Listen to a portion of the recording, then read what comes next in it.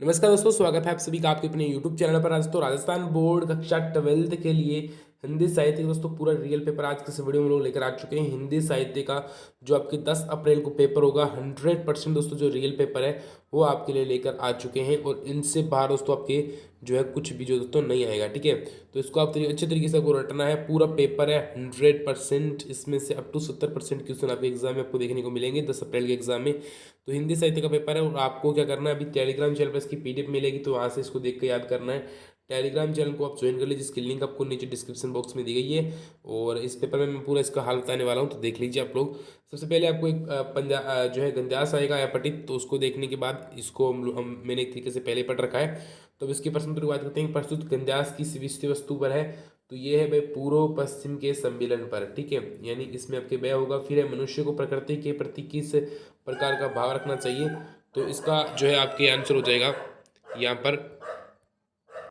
हाँ, तो दोस्तों इसका दूसरे का जो आंसर हो जाएगा वो होगा आपके, यानी कृतज्ञ भाव का रखना चाहिए, यानी से आपके इसमें करेक्ट आंसर होगा। फिर दोस्तों आगे आप देख पा रहे हो यहाँ पर बराबर इन्होंने दे रखे हैं। फिर तीसरा है मनुष्य को शरीर जो है यहाँ पर आत्मा को चर्चा किस प्रकार से मिलेगी, तो यहाँ पर दोस्तों इसका आंसर है वो आपके हो जाएगा। तो यहाँ पर मैं इसको बता देता हूँ, आपका तीसरे का जो राइट आंसर होगा दोस्तों वो आपके तीसरे का होगा। यहाँ पर जो है तीसरे का आपका राइट आंसर होगा स, यानी पूर्व पश्चिम के मिलन से, यही भी उसमें भी यही है। और अगला आपका चौथा है, इसमें दोस्तों क्या होगा, इसमें आपके चौथा है कि पूर्व पश्चिम के सम्मेलन किसके लिए आवश्यक है, तो दोस्तों ये आपकी मानव रक्षक के लिए भी है और मानवता के विकास के लिए, नहीं से हो जाएगा आपके दोस्तों। ठीक है, फिर है व्यास के अनुसार पश्चिम के पास किसका अभाव है दोस्तों, तो पश्चिम के पास किसका अभाव है दोस्तों, पश्चिम के आध्यात्मिक जो संपदा है दोस्तों उसका अभाव है। ठीक है, तो इसमें से होगा। और फिर अगला है हमें लोक मंगल की साधना कहाँ से करनी होगी दोस्तों, तो इसका होगा जीवन के भीतर से, यानी दोस्तों इसमें आपके व्यय हो जाएगा। ठीक है, व्यय ये आपके हो जाएगा दोस्तों। ठीक है, आगे देखते हैं दोस्तों। अगला है अपठित काव्यास को ध्यानपूर्वक पढ़कर इसके जो है दोस्तों प्रश्नों को उत्तर देना है। ठीक है, तो अपठित को पढ़ लेते हैं दोस्तों इसको। फिर है उपयुक्त विन्यास में किसके आवेश का उल्लेख हुआ है, तो इसमें दोस्तों आपके हुआ है देश के। फिर यहाँ पर देश हो जाएगा, यानी आपके व्यय हो जाएगा। फिर अगला है कवि के मतानुसार असत्य दोस्तों क्या है, तो वो है स्थायी। ठीक है, क्या है, अस्त्य है वो स्थायी बता रहा है कवि यहाँ पर। अस्त्य यानी पर भगवान है, अस्त्य करता। ठीक है, वीर यहाँ पर अगला है रक्त हिम श्रृंगार का अर्थ है वीर सपूतों का रक्त बलिदान दोस्तों करना, उसको हम लोग कहते हैं। ठीक है, शोषित श्रोणित तर्पण से क्या आशय है, यानी शत्रु का शोषण करना, यानी यहाँ पर व्यय होगा।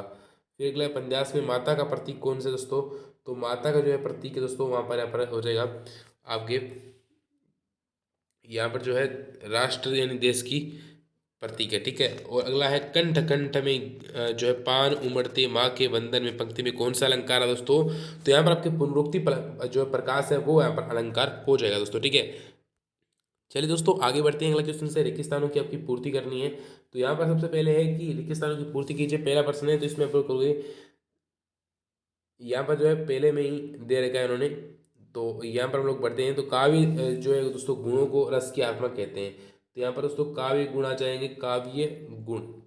ठीक है, अगला है होने पर पाठक अथवा श्रोता को काव्य की में रसानुभूति नहीं होती, तो काव्य दोष आ जाएगा। फिर है यहाँ पर गीतिका छंद के प्रत्येक चरण में कितनी मात्रा दोस्तों, तो 36 मात्राएं 26 मात्राएं होती है।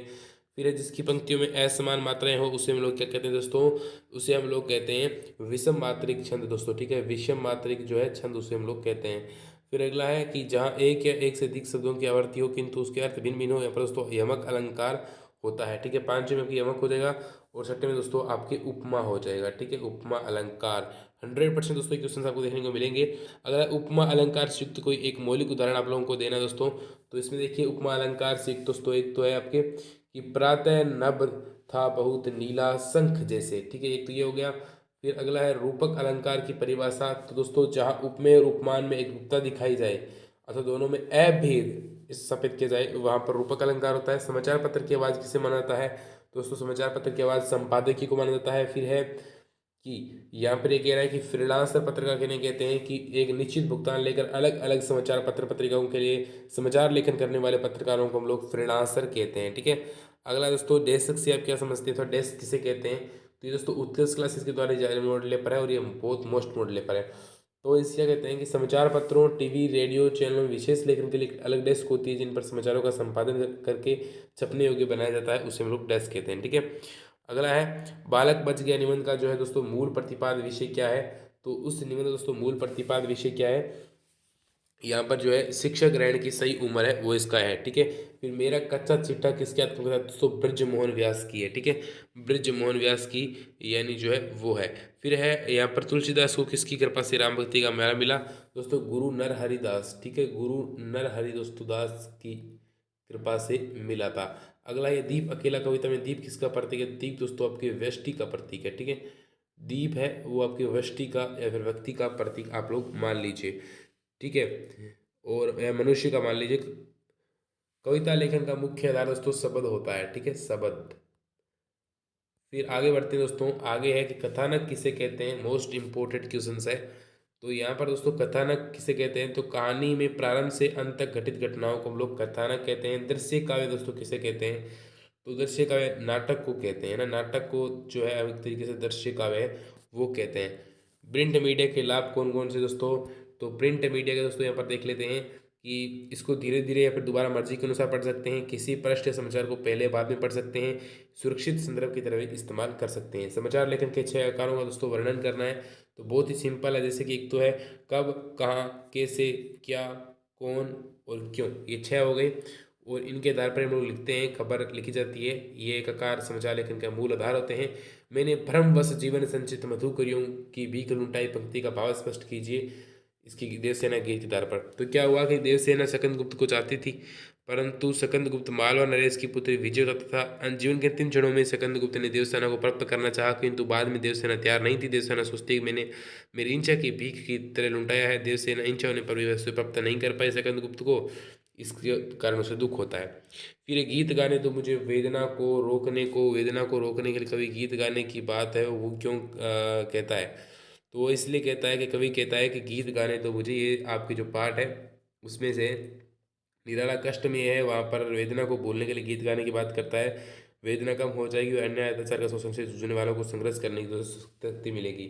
फिर विष्णु खरे का या फिर सिनंद सिन्हा वात्स्ययन आगे में से किसी एक का साहित्यिक परिचय देना है।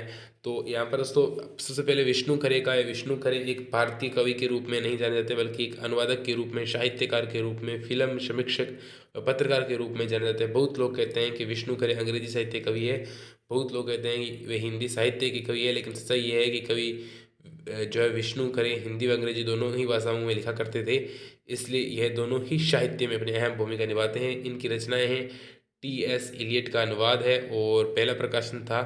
इनकी दूसरी कविता संग्रह है गैर रोमानी 1970 प्रकाशित हुई। प्रमुख रचनाएं काल और अवधि, पिछला, बाकी इत्यादि। हीरानंद की दोस्तों पता ही आपको लोगों को कि अगय कहते हैं इनको। अगय को कवि, साहित्यकार, गद्यकार, संपादक, पत्रकार सभी रूपों में महत्वपूर्ण स्थान है। न्यूनतम परंपरा के ध्वज वाहक होने के साथ साथ अनेक कवियों को लेकर चलते हैं, इनका युग निकाले लेते हैं। इनके भंगदूत चिंता, ये तो इनका कविता संग्रह। अंग्रेजी का एक इनका है present days and other forms. निबंध में इनके सब रंग और कुछ राग, आत्मानंद, लिखी कागज, कोरे आदि इस प्रकार से। ठीक है, आलोचना भी।